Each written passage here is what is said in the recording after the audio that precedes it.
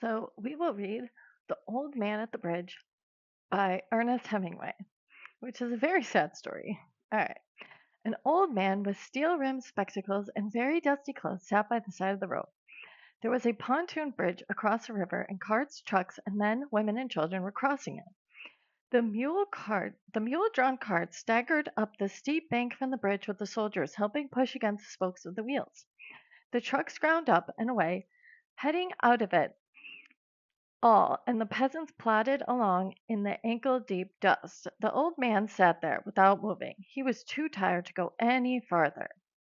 It was my business to cross the bridge, explore the bridgehead beyond, and find out to what point the enemy had advanced. I did this and returned up the bridge. There were not so many carts now, and very few people on foot, but the old man was still there. "Where do you come from?" I asked him. "From San Carlos," he said, and smiled. That was his native town, and so it gave him pleasure to mention it, and he smiled. "I was taking care of animals," he explained. "Oh," I said, not quite understanding. "Yes," he said, "I stayed, you see, taking care of animals. I was the last one to leave the town of San Carlos."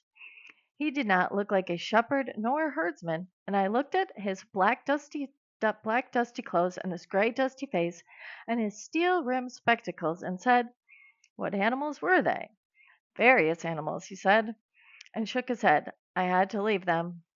I was watching the bridge in the African-looking country of the Ebro Delta and wondering how long it would be before we would see the enemy, and listening all the while for the first noises that would signal the ever mysterious event called contact.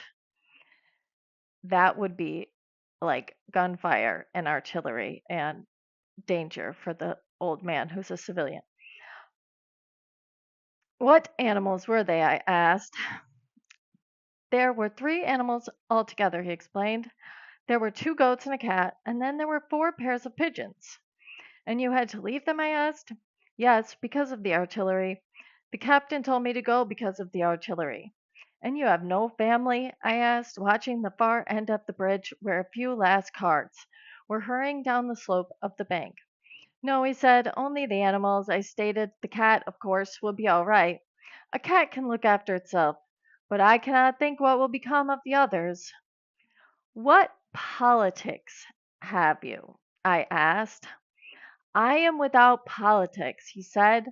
"I am 76 years old. I have come 12 kilometers now, and I think now I can go no further." "This is not a good place to stop," I said. "If you can make it, there are trucks up the road where it forks for Tortosa." "I will wait a while," he said, "and then I will go." "Where do the trucks go?" "Towards Barcelona," I told him. Setting. "I know no one in that direction," he said, "but thank you very much. Thank you again, very much." He looked at me very blankly and tiredly, and then said, having to share his worry with someone, "The cat will be all right, I am sure. There is no need to be unquiet about the cat, but the others." "Now, what do you think about the others?" "Why, they'll probably come through it all right." "You think so? Why not?" I said, watching the far bank where now there were no carts. "But what will they do under the artillery when I was told to leave because of the artillery?" "Did you leave the dove cage unlocked?" "Yes," I asked. "Yes, then they'll fly." "Yes, certainly they'll fly, but the others?" "It's better not to think about the others," he said. "If you were rested, I would go," I urged. "Get up and try to walk now." "Thank you," he said. He got to his feet, swayed from side to side, and then sat down backwards in the dust. "I was taking care of animals," he said dully, "but no longer to me." I was only taking care of animals. There was nothing to do about him. It was Easter Sunday, and the fascists were advancing toward the Ebro. It was a gray overcast day with a low ceiling, so their planes were not up. That and the fact that cats know how to look after themselves was all the good luck that old man would ever have. And that would be the resolution of the story. So if we were going to fill that out, this is the resolution that basically this old man, he's not going to make it through this. We also get more information that this is Easter, which makes it even more sad that this would be an important holiday for people. If we were going to say the climax really would be this, when the old man goes to get up and then he falls back into the dust. The climax, old man falls into the dust, because at that point the conversation stops. Like, he says no, he's no longer talking to him. So the climax is basically the old man's not going to make it, and the narrator is going to give up. Climax, old man falls into the dust. It's not a very eventful climax, but then your falling action, um, old man begins talking to himself, signaling his deterioration. He's he's not going to be able to interact with people much longer. He's going to die on the bridge. That's why this story would be obviously very sad. That this man has no politics. So wait, then as we go with these, this would be your rising action. This conversation. We learn that this man was taking care of these animals, which is symbolism. All right, cats.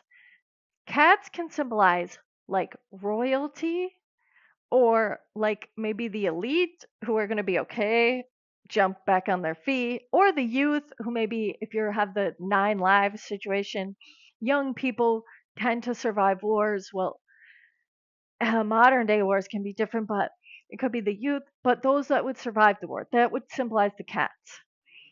The doves are supposed to symbolize peace, obviously. And then you have this artillery. Artillery is anything that's like shooting. Like, it could be mortars or a missile, or even people with like shooting with guns. Anything is artillery, war related. Um, and then the goats are the sacrifices, like the old people in this case. The old man, the goat is symbolic of him. He's going to be just left behind.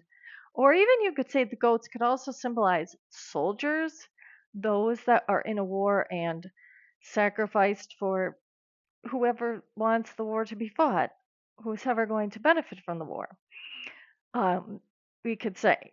And also, when he says the fascists, so there was a civil war going on, you could say, you can read more about it and watch a video about it, but it's not supposed to be either side. It could be either side being referred to that way. Because remember, the old man has no politics. It doesn't seem like the soldier has much either. So you could say it didn't really matter who it was. And then our exposition is this right before their conversation. So we get our type of narration. They're on this pontoon. That's what it would look like a military made bridge. And we can say, um, we learn our type of narration is going to be, I asked him. So, first person, we don't know the narrator's name. We won't, but he is a soldier. Well, he's doing, it was my business to cross the bridge, explore the bridge yard beyond, and find out at what point the enemy had advanced. So he was working on the bridge in a military capacity. So that would be our narration and point of view. And we could say symbolism is really going to be your other conflict. So wait, the narrator's conflict here is this old man is on the bridge and he's supposed to be keeping the bridge in order. He also is worried about the old man.